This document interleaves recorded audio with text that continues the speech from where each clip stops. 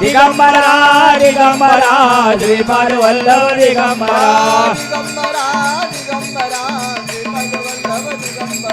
दिगंबरा दिगंबरा श्रीपाद वल्लभ दिगंबरा श्रीपाद वल्लभ दिगंबरा श्रीपाद वल्लभ दिगंबरा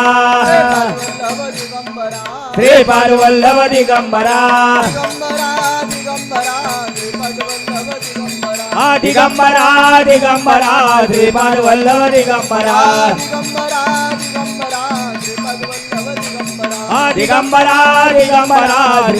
वल्लभ दिगंबरा श्रीपाद वल्लभ दिगंबरा दिगंबरा दिगंबरा श्रीपाद वल्लभ दिगंबरा दिगंबरा दिगंबरा श्रीपाद वल्लभ दिगंबरा श्रीपाद वल्लभ दिगंबरा श्रीपाद वल्लभ दिगंबरा श्रीपाद वल्लभ दिगंबरा दिगंबरा दिगंबरा श्रीपाद वल्लभ दिगंबरा दिगंबरा दिगंबरा श्रीपाद वल्लभ दिगंबरा श्रीपाद वल्लभ दिगंबरा श्रीपाद वल्लभ दिगंबरा दिगंबरा दिगंबरा श्रीपाद वल्लभ दिगंबरा दिगंबरा दिगंबरा श्रीपाद वल्लभ दिगंबरा. आज पौर्णिमा आहे आणि पौर्णिमेच्या निमित्ताने आपण सर्वजण दत्त महाराजांच्या दरबारामध्ये एकत्रित जमलोय. विश्वचैतन्य परमपूज्य सद्गुरू अण्णा महाराज यांच्या कृपा आशीर्वादाने पावन झालेल्या या नगरीमध्ये दत्त महाराजांच्या दरबारामध्ये आपण एकत्रित जमलोय. श्रद्धाभाव आणि विश्वास या गोष्टी परमेश्वराला जो अर्पण करेल त्याच्या जीवनाचं कल्याण झाल्याशिवाय कदापि राहणार नाही. असा संदेश वारंवार अण्णांनी आपल्याला दिलेला आहे की नारायणपूरला जर यायचं असेल तर नारायणपूरला आल्यानंतर आपला अगाध विश्वास आणि ती भक्ती दत्त महाराजांच्या चरणावर वाहिली तर तुमचं नारायणपूरला आल्याचं सार्थक होणार आहे. असं मग नारायणपूरला आपण येतो, दर गुरुवारी येतो, पौर्णिमेला येतो, सर्व समजून घेतो आणि त्याप्रमाणे आपण आपलं जीवन चालत असतो. आपल्या जीवनामध्ये वाटचाल चालत असताना या सगळ्या गोष्टी आपल्याला समजत असतात आणि त्या आपण समजून सुद्धा घेत असतो. आणि घेतल्यानंतर आपण जे आपल्यासोबत घेऊन आलेलो असतो, जन्माला आल्यानंतर आपण आपल्यासोबत जे घेऊन आलेलं असतो ते आपण या माध्यमातून कमी करत असतो. काय आपण घेऊन आलेलो असतो ते या सेवेच्या माध्यमातून आपण ते कमी करत असतो. समजलं का? भाग समजलं का? काहींना समजला, काहींना नाही समजला. तर भाग त्याच्यातला असा आहे बघा, हा जो जन्म आहे माणसाचा तो 84 लक्ष योनीनंतर आपल्याला हा माणसाचा जन्म मिळालेला आहे. मग त्या 84 लक्ष योनी फिरत असताना आपण चांगलं कर्म करतो, वाईट कर्म करत असतो. या सगळ्या गोष्टी आपल्याबरोबर येत असतात. जरी देह बदलला तरी कर्म आपल्यासोबत येत असतं आणि चांगलं वाईट कर्म जे असतं ते आपल्याला भोगावं लागत असतं. आणि आपण चांगलं कर्म म्हणून आपण नारायणपूरला येतो आणि सेवेच्या माध्यमातून आपलं वाईट कर्म आपण कमी करत असतो. असा यातला महत्त्वाचा भाग आहे. आपलं पूर्वकर्म काहीतरी चांगलं संचित असतं म्हणून अण्णांसारखे आपल्याला गुरु संत लाभले आणि त्यांच्या मार्फत आपण सेवा करू लागलो. आणि सेवेच्या माध्यमातून आपले जे काही आतून या जन्मजन्मांतरीमध्ये काही पापकर्म घडले असतील तर ते पापकर्म कमी करण्यासाठी आपण भक्ती करतो, नामस्मरण करतो. अण्णांनी दिलेलं जे मार्ग आहे त्या मार्गावर आपण चालत असतो आणि आपला मागचे सगळे वाईट जे असतं ते आपण धुवून टाकत असतो आणि स्वच्छ आपलं परमेश्वराचं नामस्मरण आपल्या अंतःकरणात घेत असतो. असा यातला महत्त्वाचा भाग आहे. म्हणून नारायणपूरला आल्यानंतर आपण ह्या सगळ्या गोष्टी घालवत असतो. असा यातला सगळा महत्त्वाचा भाग आहे. पुढं घेऊन या त्यांना, मॅडाजी आगे आहे.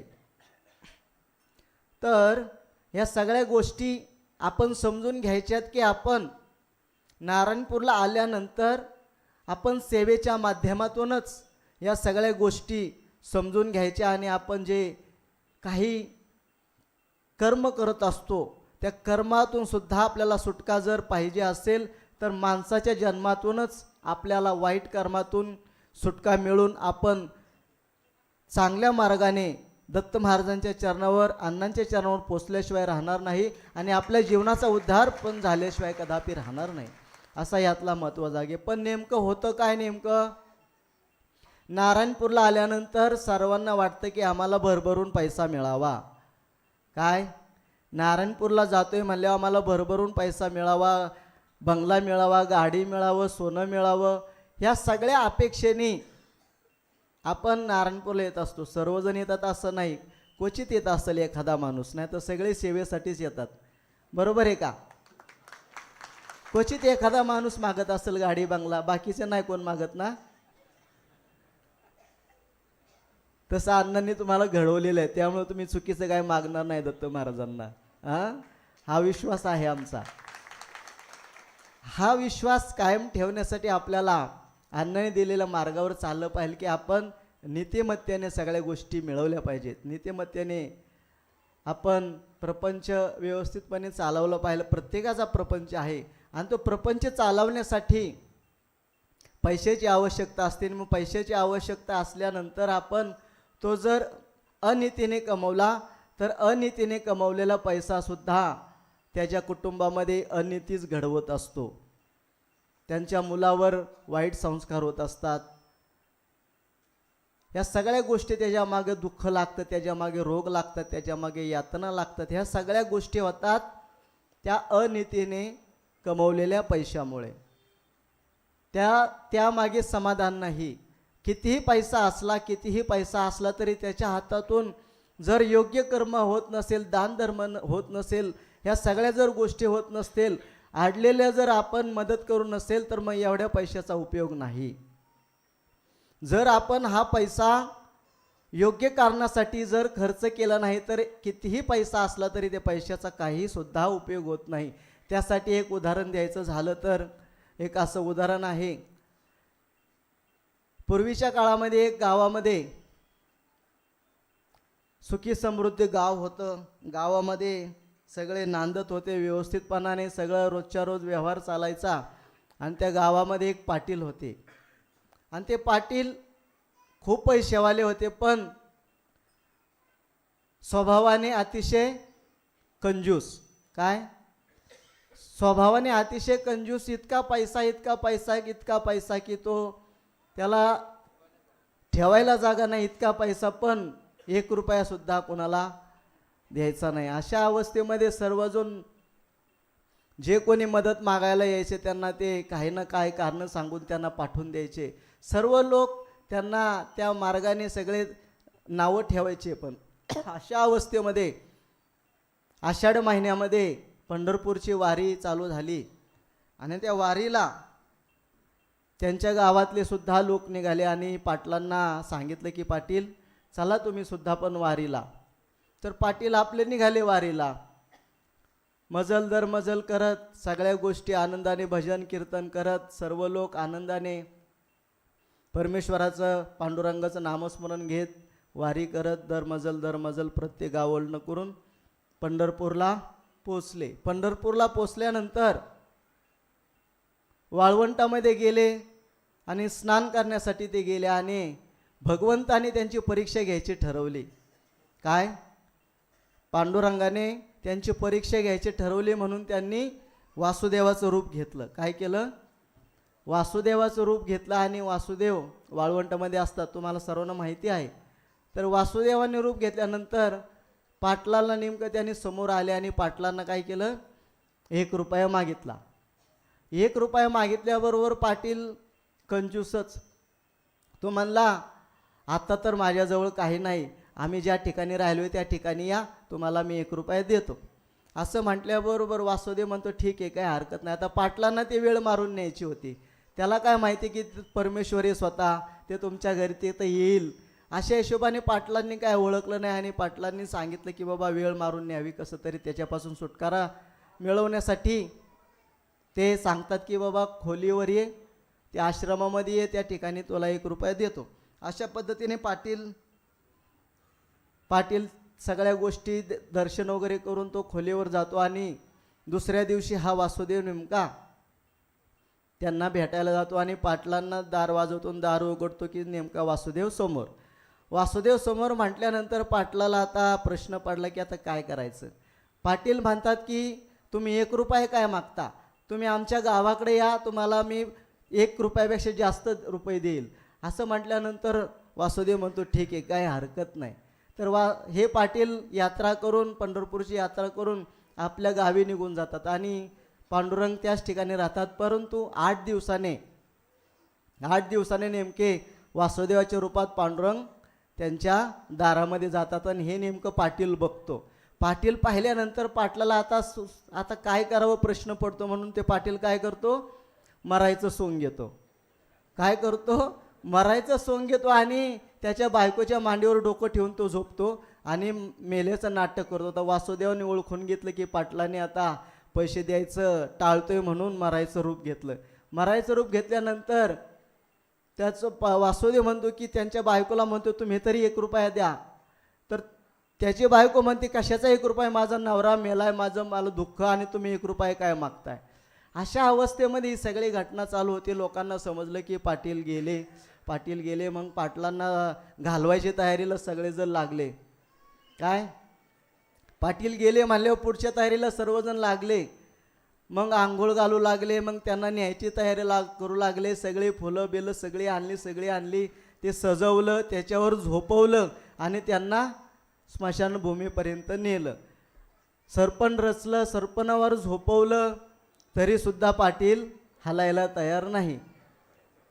1 रुपया द्यावा लागल म्हणून हे सगळं कष्ट त्यांनी घेतलं. पाटील मरणाच्या वर त्या अवस्थेवर त्या सरणावर झोपले, लाकडं लावली, सगळं झालं, रॉकेल टाकलं, जाळलं, तरी पाटील काय हलायला तयार नाही.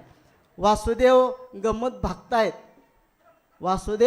भागतायत की हा आता तरी उठेल, परंतु नाही, पाटील काय उठायला तयार नाही, कारण की जर उठलो तर 1 रुपया द्यायला लागेल.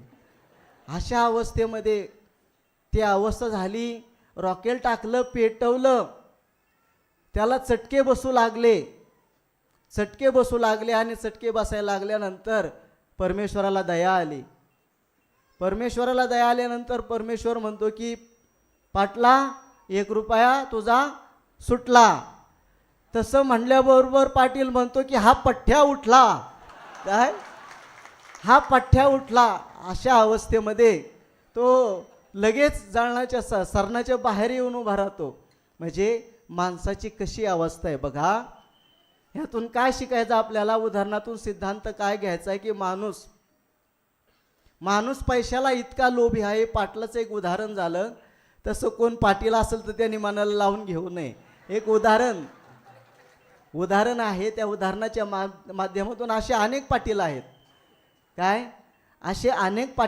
त्यांना मला एकच सांगायचं आहे की आपण जो पैसा कमवताय तो पैसा आपण जर योग्य मार्गासाठी जर त्याचा वापर केला नाही तर काही सुद्धा उपयोग नाही. परमेश्वराने त्याला स्वतः मागितलं, पण त्याचं दुर्भाग्य म्हणून त्याला परमेश्वराला देता आलं नाही, परमेश्वराला दान करता आलं नाही. हे त्याचं दुर्भाग्य, कारण की तो माया आणि मोहाने वेढलेला होता.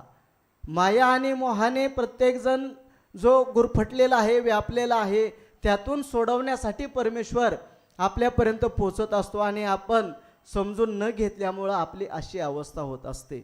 म्हणून या सगळ्या गोष्टी समजून घ्यायच्यात की पैसा कमवा, प्रपंचासाठी पैसा लागतो, यामध्ये दुमत नाही. परंतु योग्य वेळ आल्यानंतर तो खर्च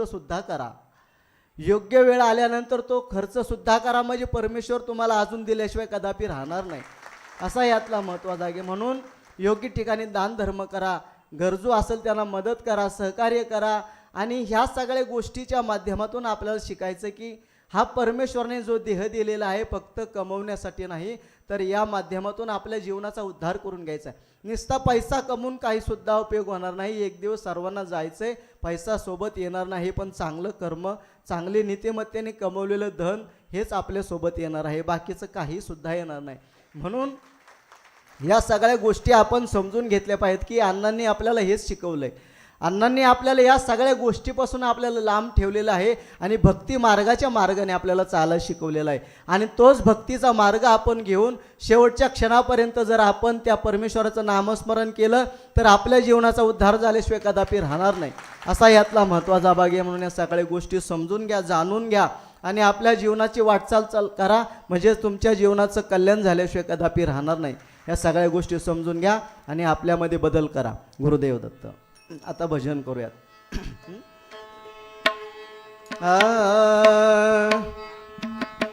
जय जय गुरुदेव दत्तात्रेयानु से सुता. जय जय गुरुदेव दत्तात्रेयानु से सुता. जय जय गुरुदेव दत्तात्रेयानु से सुता. जय जय गुरुदेव दत्तात्रेयानु से सुता. आत्रेयानु से सुता. आत्रेयानु से सुता. आत्रेयानु से सुता. आत्रेयानु से सुता. जय जय गुरुदेव दत्तात्रेयानु से सुता. जय जय गुरुदेव दत्तात्रेयानु से सुता. जय जय गुरुदेव दत्तात्रेयानु से सुता. जय जय गुरुदेव दत्तात्रेयानु से सुता. आत्रेयानु से सुता. आत्रेयानु से सुता. आत्रेयानु से सुता. आत्रेयानु से सुता. जय जय गुरुदेव दत्तात्रेयानु से सुता. जय जय गुरुदेव दत्तात्रेयानु से सुता. जय जय गुरुदेव दत्तात्रेयानु से सुता. जय जय गुरुदेव दत्तात्रेयानु से सुता. आत्रेयानु से सुता. आत्रेयानु से सुता. आत्रेयानु से सुता. आत्रेयानु से सुता. जय जय गुरुदेव दत्तात्रेयानु से सुता. जय जय गुरुदेव दत्तात्रेयानु से सुता. जय जय गुरुदेव दत्तात्रेयानु से सुता. जय जय गुरुदेव दत्तात्रेयानु से सुता. नामस्मरण मनाच्या अंतःकरणापासून करा. तो भाव, तो परमेश्वरापर्यंत आवाज आपला पोचला पाहिजे. तो आतमधून आवाज तो परमेश्वरापर्यंत पोचला पाहिजे. त्यावेळेस एक ऊर्जा तयार होणार आहे, एक आतमध्ये एक चैतन्य तयार होणार आहे. म्हणून मनाच्या अंतःकरणापासून स्वतःला विसरून परमेश्वराशी एकरूप जर झालं तरच खऱ्या अर्थाने तुम्ही नारायणपूरला पौर्णिमेला आल्याचं सार्थक होणार आहे. म्हणून मनाच्या अंतःकरणापासून भजन, मनाला लाजायची कारण नाही. कोणाला काय कसा स्वर निघेल त्याच्याकडे बघू नका, फक्त आतून भाव तयार करा, म्हणजे तुमचा स्वर व्यवस्थित निघून तो आवाज तिथपर्यंत पोचल्याशिवाय राहणार नाही. म्हणून म्हणा, मनाच्या अंतःकरणापासून म्हणा. राधा राधा कृष्ण राधा. राधा राधा कृष्ण राधा. राधा राधा कृष्ण राधा. राधा राधा कृष्ण राधा. राधा कृष्ण राधा. राधा कृष्ण राधा. राधा कृष्ण राधा. राधा कृष्ण राधा. राधा राधा कृष्ण राधा. राधा राधा कृष्ण राधा. राधा राधा कृष्ण राधा. राधा राधा कृष्ण राधा. राधा कृष्ण राधा. राधा कृष्ण राधा. गोपाल कृष्ण राधा. गोपाल कृष्ण राधा. राधा राधा कृष्ण राधा. राधा राधा कृष्ण राधा. हरि हरि राधा राधा कृष्ण राधा. राधा राधा कृष्ण राधा राधा कृष्ण राधा राधा कृष्ण राधा राधा कृष्ण राधा राधा कृष्ण राधा राधा राधा कृष्ण राधा राधा राधा कृष्ण राधा राधा राधा कृष्ण राधा राधा राधा कृष्ण राधा राधा कृष्ण राधा राधा कृष्ण राधा राधा कृष्ण राधा राधा कृष्ण राधा राधा राधा कृष्ण राधा राधा राधा कृष्ण राधा राधा राधा कृष्ण राधा राधा राधा कृष्ण राधा राधा कृष्ण राधा राधा कृष्ण राधा गोपाल कृष्ण राधा गोपाल कृष्ण राधा राधा राधा कृष्ण राधा राधा राधा कृष्ण राधा राधा राधा कृष्ण राधा राधा राधा कृष्ण राधा राधा राधा कृष्ण राधा राधा राधा कृष्ण राधा राधा राधा कृष्ण राधा राधा राधा कृष्ण राधा. आता एकदा अण्णांचं भजन करू. हा वेळ झालाय आता. नारायण नारायण श्री गुरु नारायण नारायण नारायण नारायण नारायण श्री गुरु नारायण नारायण नारायण नारायण नारायण श्री गुरु नारायण नारायण नारायण नारायण नारायण श्री गुरु नारायण नारायण नारायण श्री गुरु नारायण नारायण नारायण श्री गुरु नारायण नारायण नारायण श्री गुरु नारायण नारायण नारायण श्री गुरु नारायण नारायण नारायण अन्न नारायण नारायण नारायण अण्णा नारायण नारायण नारायण नारायण नारायण श्री गुरु नारायण नारायण नारायण नारायण नारायण श्री गुरु नारायण नारायण नारायण नारायण नारायण श्री गुरु नारायण नारायण नारायण नारायण नारायण श्री गुरु नारायण नारायण नारायण श्री गुरु नारायण नारायण नारायण श्री गुरु नारायण नारायण नारायण श्री गुरु नारायण नारायण नारायण श्री गुरु नारायण नारायण नारायण स्वामी नारायण नारायण नारायण स्वामी नारायण नारायण नारायण नारायण नारायण श्री गुरु नारायण नारायण नारायण नारायण नारायण श्री गुरु नारायण नारायण नारायण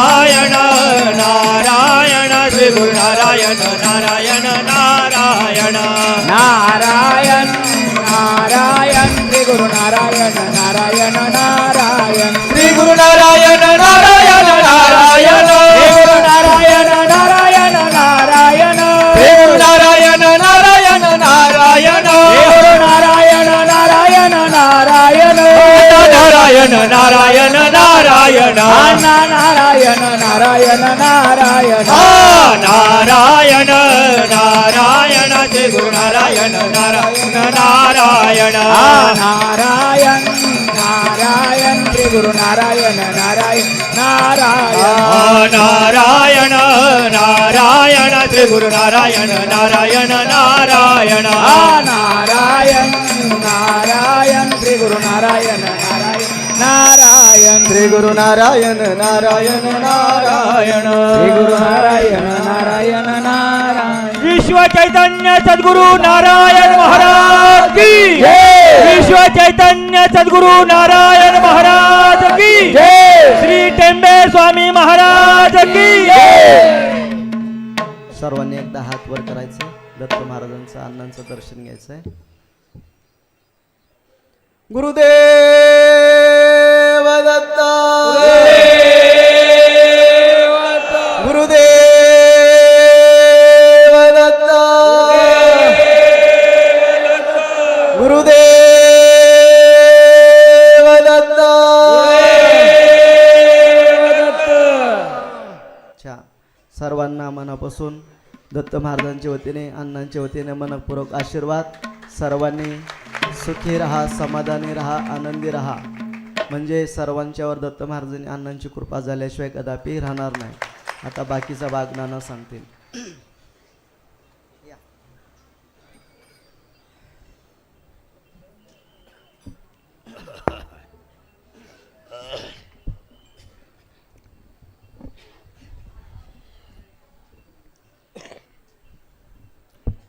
आपल्या सर्वांचं दैवत, आपल्या सर्वांचे भाग्यविधाते सद्गुरू अण्णा महाराजांना वंदन करून आपण पुढल्या कार्यक्रमात स्वात पौर्णिमा आहे आणि या पौर्णिमेनिमित्त आपण सर्व मंडळी जमले आहोत. काशी केली, मथुरा केली, केली द्वारका, पण अण्णांच्या सारखा सद्गुरू मिळणार नाही तुम्हाला पुन्हा अण्णासारखा. जलमलाय कुठं गडामध्ये गड पुरंदर केदारेश्वर वज्रगड तोर हिराज आणि कोकणात गमला असा अण्णा महाराज या ठिकाणी जलमला म्हणून आज हे वैभव उभं राहिले. म्हणून अण्णा महाराजांना वंदन करून आपल्या पुढल्याकडनं सुरुवात करूया. आजच्या पौर्णिमेचं अनुदान आहे सुखदास शिवाजीराव पाटील, सुखदास शिवाजीराव पाटील आणि भोसरी पुणे यांनी आजच्या पौर्णिमेचं अनुदान केलं. म्हणजे अण्णा अण्णीच्या कुटुंबियांना सुगंध राहण्यावर आशीर्वाद द्यायचा आहे. हे किती पाचवं किती अनुदान आहे पाटील? पाचवं ना? हे लातूरचे आहेत, सर्व्हिस करतात, धंदा करतात, पण प्रत्येक आता हे 5वं वर्ष या पौर्णिमे त्यांचं अनुदान आहे. म्हणजे दान करण्याचे, दान केल्याशिवाय मान मिळत नाही, मान मिळाल्याशिवाय पुण्य मिळत नाही. तशी ही पद्धत आमच्या या पाटलांची आहे. आणि या पाटलांनी अशा ठिकाणी अनुदान केलं म्हणून त्यांना पुन्हा एकदा टाळवा आशीर्वाद द्यायचा. श्रीपाद वल्लभ श्री गुरुदेव दत्त, श्रीपाद वल्लभ श्री गुरुदेव दत्त, श्रीपाद वल्लभ श्री गुरुदेव दत्त.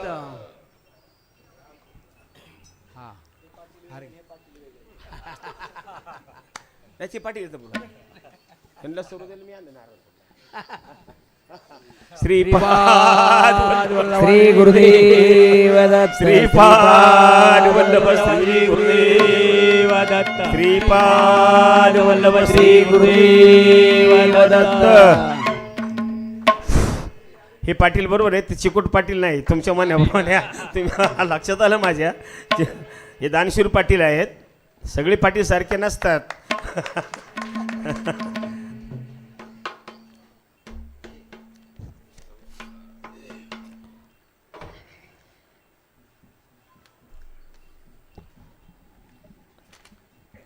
त्याप्रमाणे आता आपली पुढील पौर्णिमा जी आहे ते फाल्गुन पौर्णिमा, होळीची पौर्णिमा.